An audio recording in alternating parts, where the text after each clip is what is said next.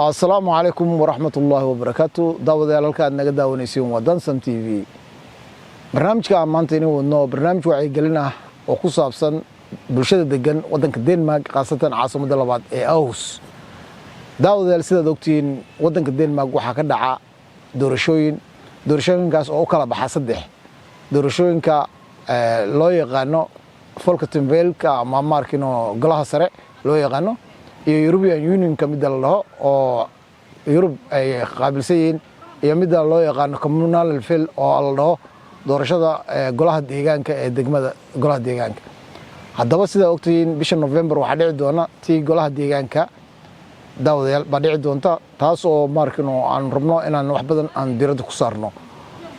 Anigu qof walba oo Soomaali ah ama markino muwaadin ah oo degan Denmark qaasatan magaalada Aarhus waxaan kula talin lahaa inuu baxo oo codkiisa dhibto waayo codka macna ma sameynayso haddii aad la fadhidid waxa laga yaabaa codka aad la fariisanaysid inuu bedelo oo keeno waxyaalo badan isbedel keeno.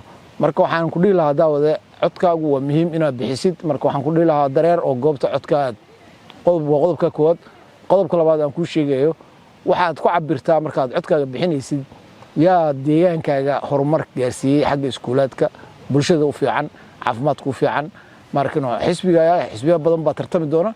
xisbiyadaas waxaan jeclaan lahaa inaad diirada ku saartid oo si hoos u eegtid hadafkooda siyaasadeed iyo hadafkooda markino arrimaha bulshada khuseeya ama bulshada khuseeya ama dadka deegaanka khuseeya inaad eegtid oo dhageysatid isla markaasna ku qiimeysid inaad ku bixisid codkaaga.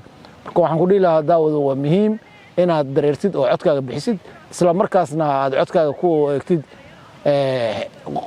xisbiga aad siinaysid iyo waxyaalaha bulshada ku soo siyaadiyay ama deegaanka ku soo siyaadiyay.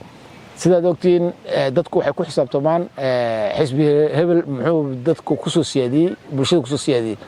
Hadda anagoo nahay bulshada Soomaaliyeed ama bulshada Afrikaanka nahay waxaan eegnaa qoys ama qabiil baan eegnaa oo wax ku qiimeynaa iyo aqoon iyo waji garasho.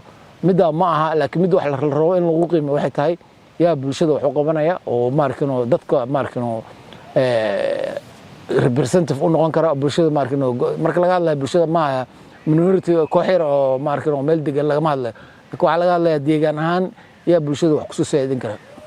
Marka waxaan ku dhihi lahaa soo bax oo codkaaga bixi haddii ay suuragal noqon weydo xataa inaad soo baxdid oo aad ka caajistid waxaa jira dad volunteer oo diyaar ku ah oo raba inay soo baxaan oo adiga ku kaxeeyaan.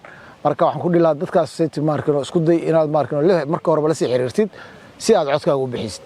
Waa muhiim أنا كل ما يو حسب فلانسي هبل فلانسي كل ما لكن واحد مهمة إن عدك الله بحيو أم أهو قفوين أم أهو غفير. بركة داود يالو حاني كجتة تاني كلنتي دم السلام عليكم ورحمة الله وبركاته. وأنا جوا عبد الرحمن أحمد شيرام توت وأنا دانسون TV. السلام عليكم ورحمة الله وبركاته.